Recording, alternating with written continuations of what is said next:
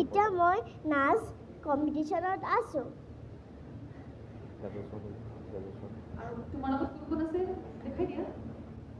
আৰু ইটো হয় ৰূপম ছাৰ আৰু ইটো यशस्वी यश बाबू को यश बा यश বা यश बा